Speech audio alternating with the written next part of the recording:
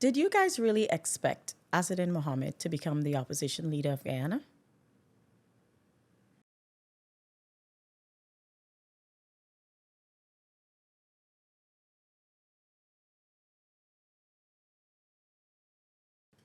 My name is Abina Rockcliffe, and we are back with Frank Discussion. I have with me here Kemal King, and today we're going to explore election 2025, touching a little bit on the lead up to election, the result of the election, what contributed to the result of the election, and the road moving forward. In this episode, we are moving away a bit from our debate format, but for those of you who really like it, it's going to return. Kemal, do you want to start the ball rolling?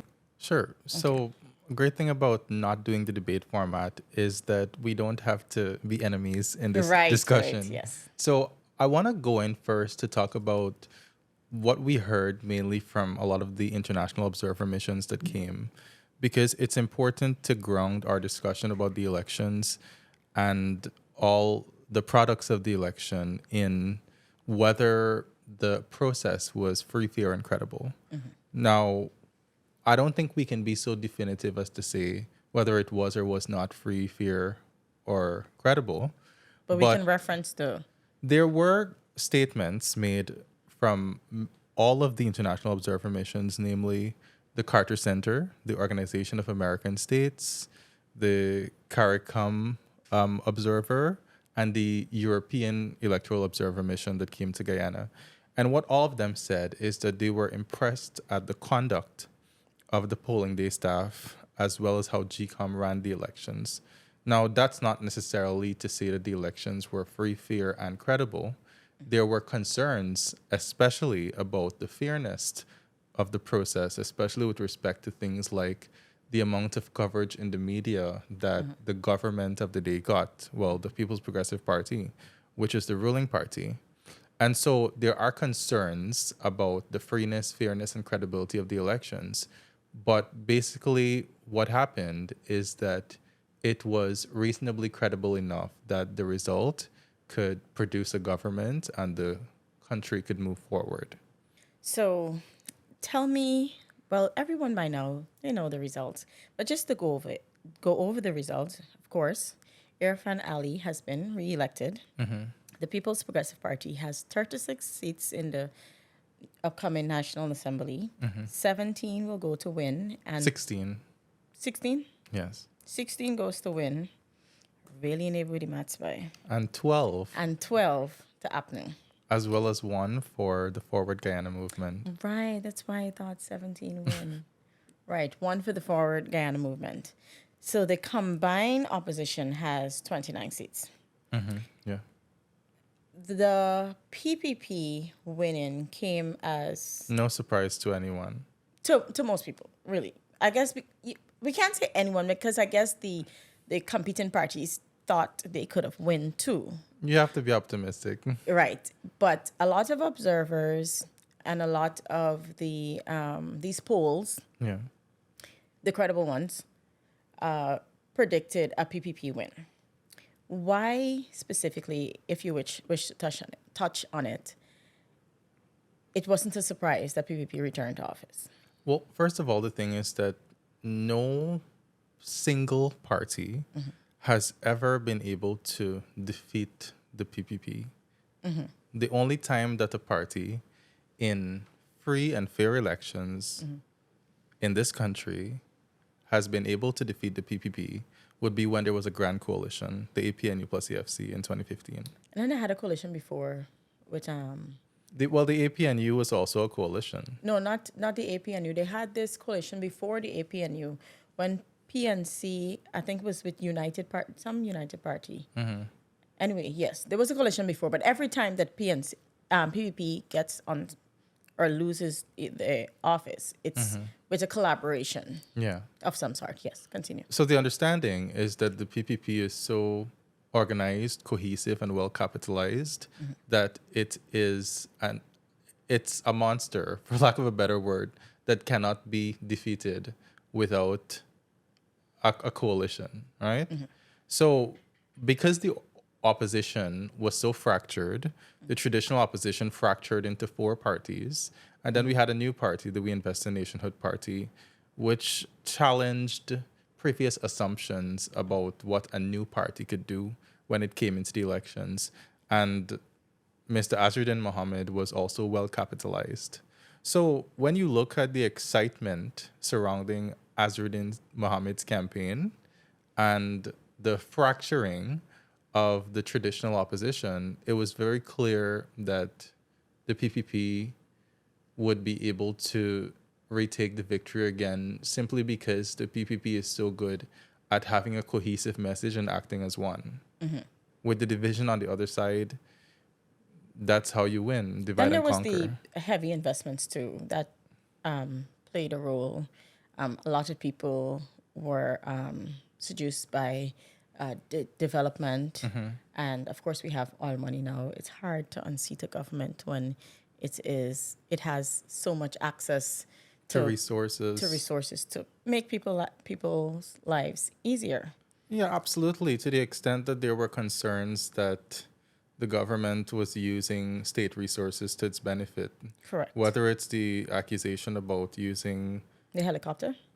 the media Oh, sorry. to disproportionately give you favorable coverage, or the accusation that perhaps the government, in preventing Mohammed from being able to fly to various parts of the country, or, and people accusing the government of vote buying, whether it was the accusation of illicit vote buying or the accusation that some of the projects of the government, such as the $100,000 cash grant, was something that was being used to buy votes in a illicit way. Or by loyalty.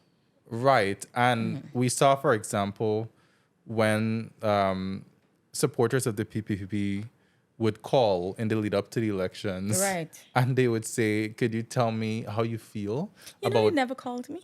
Well, they did call me. And they would ask you, how do you feel about how the government's been running the country? And I'm like, well, how did you get my number? And they said, well, did you receive the cash grant? It was on that list. And I'm like, okay. But I remember that I saw Gordon Mosley also post a recording Yes. of a conversation he had with one of them. And I'm like, I don't want to stress this guy out that's calling me because he's not the one that did this. But I must know the people that they had, especially the guy in Gordon's call, he was so professional. Yeah. Like even when Gordon went in on him, he just kept his cool and he went on. But so what I wanted us to bring out here is the fact that really most people saw it coming, that the PPP would have been reelected. Yeah. But the big shocker is the new dispensation in Parliament. The PPP has increased from 1-seat majority to now a 7-seat majority. Yes. Now that really doesn't make much of a material difference because a majority is a majority. You still get to push through on your agenda. The only way a majority would be materially different is if you have a 2/3 majority that could result in constitutional reform in however that party sees it fit, and maybe you get a 3-term presidential thing and move up from 2 terms limit. But as it is now, whether you have 1 majority or 7, it's the same thing, really. Well, I would say that in terms of what you do in Parliament, yeah, it doesn't matter how big the majority is. But in terms of how much it emboldens a government or how much support that government thinks they have, that would be supported by the amount of votes they got. Yes, of course it is. But or how much seats I was they have. speaking specifically for the in the dispensation of Parliament. So that their majority isn't the shock. The shocker Yeah. is Azruddin. Yeah. Azruddin, minimize nano front. So don't let me say Azruddin Mohammed being elected essentially now the opposition leader. So now we have President Ali as the president, and who is, of course, an Indo-Guyanese, and the opposition leader, an Indo-Guyanese. I was never someone who believed that I have to see myself in you to feel as if you can represent me. Yeah. That is to say, not only women could champion women's rights, not only Black people could champion Black the Black movement.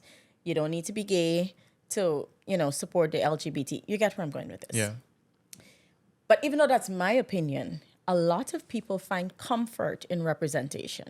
They feel better, usually, when they have people that they can relate to, that Yeah. they feel that they have this common foundation. But for some reason, the Black people in Guyana rallied around 𝐷𝐻 Mohammed and embraced him as their leader. So now, essentially, he technically could be considered the face of Black representation. Well, I don't think I've ever heard Mr. 𝐷𝐻 Mohammed purport himself to be the face of Black representation. But he didn't have to purport it. The people vote for him that way because his support did not come. He didn't really tap into the PPP's support base. You agree? I agree, but I think many Black folks would take issue with you saying that Mr. Mohammed is the face of Black representation. I think he has purported that he will represent all people, Of course. And he did not purport. through an ethnic or racial lens. Right. But, I mean, I know you're young, right? But there have never been a case in our history where it is not either or. So when the PNC was in government, you had Indian opposition leader. Right. And when the PPP is in government, you have a Black opposition leader. Yeah. So this is really like we're living through a first time period. Absolutely. And while we covered the elections, you had asked an important question. Are Black people moving away from race voting? Because historically we see that the support that the two main parties have had are propped up by the ethnic loyalties that they enjoy. And that's the thing. We want the movement of a mature society would be to move away from race voting. But if you're moving away from race voting, then you have to move towards policy, voting based on policy. And it was common understanding in the campaign season that the Win Party did not do enough to represent their policies. They had a manifesto, yes, but to speak on it and explain to the people what this means, that wasn't there. So we don't know the people who supported Win, if not voting on race and not voting on policy, Yeah. what was their motivation to vote? Great question. And we have talked about how Mr. Mohammed's feud with the government might have resulted in him getting more support. Because I think one of the things that people talked about a lot was the treatment that Mohammed got from the government, even though the government said that he was a non-actor during the vice president's press conferences. We saw that when people believed that Mr. Mohammed was being persecuted, that is when they rallied behind him a lot. So that could be part of it. But if we come back to the question of are Black people moving away from race voting, you can look at it in a positive way and you can look at it in a negative way. And let me hear. And we have seen some Black sociologists and political commentators in Guyana see it as an issue of a lack of consciousness in the people, the Black voters who supported Mr. Mohammed. No, that is entirely, that's a significant part of our discussion. I want us to get a little bit into that. But before I go deeply into that, I want to say during one of our lives, do you call them lives? Our live feed when we were reporting on the elections. My brother, amazing chap. He was he reviewed it, he checked it, and he called me and he said, I know how important it is to you to appear neutral as a journalist. You don't want to be seen one side or the other. He said that when I spoke about Norton's defeat and Mohammed's embrace, the way that I delivered, it made it seem as if I was so hurt that Norton was defeated, and I was sad. And I told him that I understand that that's how it might have come across. And thank you for pointing that out to me so that I can be more careful. But in my mind at the time, it really wasn't that. It was about the fact that Norton is a career politician, and he was rejected in favor of someone who came out of the blue, who, well, we know all of the weaknesses in his leadership, in 𝐼𝐴ZN's leadership. And I put myself in a position, for me as a journalist, I've been practicing journalism since I was 17. I'm now well in my 30s. How would I feel if people believe and rally around the work of Somebody who just came. Not only just come, but in like manner. So that was my motivation in comparing the two. So I just wanted the opportunity to clear that up. Okay. So, I mean, that's probably how Mr. Norton feels. But I just want to say, I was also concerned a little with the results of the election, and not because of like the question of who I support, but because you see now that the government has increased its mandate by getting more votes and a higher share of the vote. And the traditional opposition has been sort of cast down by voters. More than 60% of the people who voted for APNU-EFC last time did not vote for them. So the question for me is really, in a democracy like ours, it's extremely important for us to have a strong opposition to keep the government accountable. So we have the traditional opposition being cast down. And now there's a lot of uncertainty about whether the opposition, the main opposition that will replace it, will be able to take the reins in a constructive way. And that's what we're looking to see now. You watched Norton's recent press conference, right? Yeah. When he made known his discovery that their support base is very shifty. Well, whether it's not as loyal as Yes, like it's the not as PPP loyal. support base. So he said this is the third time that they lost seats, the PNC or a version of lost seats to a newcoming party. He said it happened under the leadership of Forbes Burnham. Yeah. It happened under Robert Corbyn, and now under him. And only at this point, after everything, then he's realizing, okay, we have to look into this. And he said he has to figure out why the support base is always so willing to shift allegiances. Yeah. But I wonder, and maybe, I don't know if you want to weigh in on this, could it be that these new parties come at a time when the PNC might be considered weak? And this came up, I said this because you spoke about the new opposition holding the government accountable. Many really didn't believe that the last opposition did a good enough job, or a decent job even, holding the government accountable. So you followed the parliament. How did you feel about their last performance? Well, I think what happened is that this past opposition, 2020 to 2025, they came in at a time when they had to be viewed against the performance of the previous opposition. And you know the kind of opposition Mr. 𝐅𝐫𝐚𝐧𝐤 led from 2015 to 2020. He was extremely brutal, very effective. So number one, they were viewed against that lens, and it was very difficult for them to keep up. And I suppose that led to some people concluding that they were ineffective. But it seemed also that they couldn't always keep their head above water in terms of holding the government accountable. It seemed like even while in government, the PPP was doing a more effective job being an opposition to the opposition. Do you understand what I mean? Yes. They were pulling down the opposition in the way that an opposition is supposed to be pulling down The government. and being a thorn in the side of the government. Absolutely. So they were governing and opposing. Yes. And I think what happens is that a lot of people who support the government, they're happy with this state of affairs. They do not see much value in having a strong opposition. People who support the government. Okay. Yeah, because I felt like if many people were happy with the state of the opposition, like they didn't care, well, oh my God, our democracy is at threat if you can't have a solid opposition. Anyway, so that I believe is one of the reasons they probably lost ground.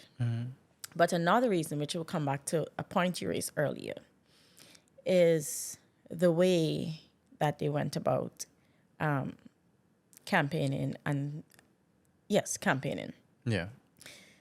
And we remember Dr. Hines. Yeah, Dr. David Hines. Dr. David Hines, who is headed into Parliament. Yes. And he made some very controversial statements. And the thing with Dr. Hines, you remember the statements, right? Yes.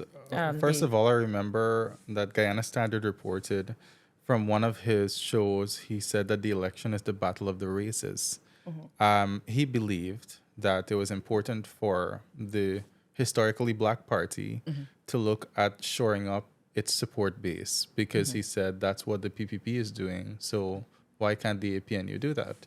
And I suppose that's what they attempted to do, but it didn't go so well. Yeah, but that's one part of the way he operated and campaigned.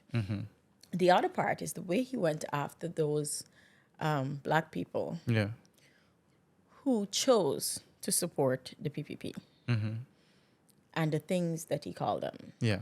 Slave catcher, lick that and lick this. Yeah. And I think it really did more bad than good. And knowing Dr. Hines, not personally, but having a good understanding of his history, I do not think that he meant to pull down black people or to chastise them. I think his aim, or what he thought he was doing, is,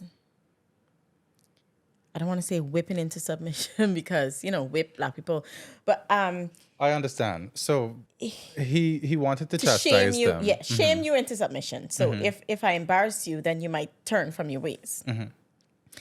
But let me tell you a little bit, because I remember this sad day in the life of Dr. Hines. This is a Freddie Kissoon article when he was at Kaituo News. It was published in 2010. And in this article, he noted that Dr. Hines has over 35 years of political activism. Yeah. And he suffered 3 years of imprisonment by the Burnham regime and almost lost his sight in jail. David has gone down as one of the admirable fighters for democratic right in post-colonial Guyana. So this man has a rich history of not only representing his race well, but representing Guyana and fighting for Guyana. And of course, he comes from the WPA. And there was a time when the WPA supported PPP in many ways, even in Parliament, I think, something with a seat sharing and something to that effect. But so I give him credence based on the past performance, but this whole lick bottom thing really rubbed me the wrong way. Yeah. And I compare it now to the phenomenon in America with Barack Obama, President Barack Obama. Yeah. And the way black men responded to him when he campaigned for Kamala Harris. Yeah. The things he said, they didn't like how he said it. And it's not as graphic as Dr. Hines, but what did he say? He accused them of being Misogynistic, and Brookings, which is like a think tank, did a review why are black men mad at Obama. Yeah. And they said many black men feel frustrated by Obama's comments on their support for Kamala, saying that they're misogynistic and saying that they do not understand the impact of another Trump presidency on democracy, crime, family policy, economic, and health care. This is the great Barack Obama, the only black president. People have tremendous respect for him. But when you go talking down to people of this generation, it really doesn't work. Absolutely. So I think, I know he's heading into Parliament, he might want to review the way that he is addressing his support base. I read this book. Well, I'm reading it. I didn't finish it. It's about the miseducation of the Negro. And this man, Carter, he spoke similarly to Dr. Hines. But the way he delivered, you understand what he's saying.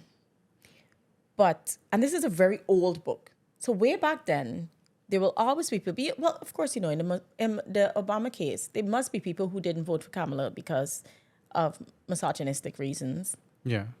And in Hines' case, there might be value in some of his arguments. But the way you put it over is very important. You don't want to be disrespectful to your own people. It's not going to help. But in addition to Hines, there are some other people heading into Parliament. What do you think about those people?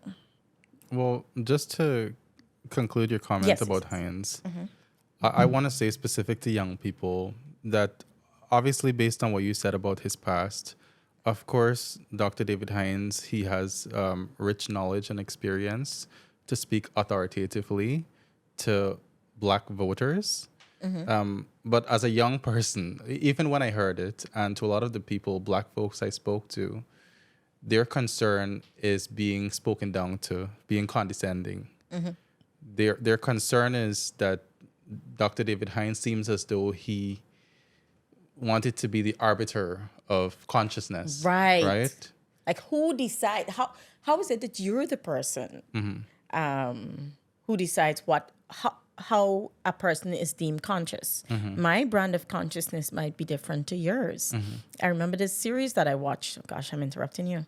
No, okay, but Yeah. I mean, the idea that the descendants of slavery and oppression experience that oppression in proportions that affect us today, even today, psychologically, that is not an argument that anybody would disagree with. Right. But again, you said it's how you speak to people. Right. And you reminded me there, I love that point. You reminded me there about another point Dr. Carter made, in that he was talking about how there are Black people who would go and worship in churches that are not Black churches, per se. And he said, how can a Black man feel comfortable going to a church where he can never be made a bishop or move up in rank? It is better to operate in your own church, even if there are other problems there, deal with your problems. And it might be more advantageous to have such language when you're dealing with people, to show them how they can work in their own communities. And I think too, the lines are blurred between Black activism and political activism. Political activism. That's the next point I wanted to make. A lot of this conversation about Black consciousness, sometimes it seems as though it is being used conveniently for political purposes. Right. Because yes, it's important to look at how you see yourself as a Black person and how that influences you to operate politically. But people who are members or affiliated with the APNU and its partner parties also need to have those conversations paired with conversations about how you might have made your supporters feel as though you're not actually representing their interests. Right. Because I think it would have been most effective if they look at some Black people in PPP and say, well, you're over in PPP for how many years you are. What have you done for your community? So the problem, if you're really being truly a Black activist, it shouldn't be if somebody goes to a different political party. It should be if they're not operating for the benefit of their own people. So that is one thing. Another thing is that, I mean, because probably in recent years, the PPP hasn't done it, we forget. But it is not as if there aren't people in PPP who condemn Indians when they support others. I remember when Moses Nakamutu was prime minister, they called him, God, the word is Niamakaram? Niamakaram. I hope I'm pronouncing it right. Niamakaram. And it means whatever, something bad. Something bad. It's for Indian people, they understand it to be disrespectful. Well, I don't even know what it means, to be honest. As an Indian person. Shame on you. But I don't know if it is that I don't know enough about indigenous people, but you don't find that in their community. So you see a little bit in the Indian community and you see a little bit in the Black community, but indigenous people, even if some support PPP and some support PNC, they don't push down each other and on the level of their race that I have seen. Mm-hmm. Why are you smiling? Because I've seen people say something like that about Mr. Lennox Schumann, because they expected He said that? that. He said something bad about indigenous people? No, he didn't say anything bad about indigenous people. Oh. But people have said that, Mr. Lennox Schumann, he started out his political career as the leader of the LGP, and that he would be a representative for the rights and interests of indigenous people. And then he got into parliament, he got into the political realm, and then he shifted to the PPP. I'm not saying whether he forgot it. Did he still represent his people? That's it. Oh. You could represent your people from wherever you are. Good. So, you can also represent Black people from wherever you are if you're a member of the PPP. But to the point I was making, that even when indigenous people have their own political swings, they do. I haven't seen an indigenous person pull down or chastise a non-indigenous person in public. Okay. I don't know if it's because they don't have their own party. I don't know. So it's not as deep and it's not as dividing for them. So they got the Black People Party and then they got the Indo-Guyanese Party. So that's probably it. I don't know. But I always admire that. So the other day, Ghana Standard uploaded this thing from the people who went in the cave. Yeah. And mistakenly, our web controller said that they discovered something. The people who went in the cave? You pointed it out to me, whitetails, when they saw the drawings.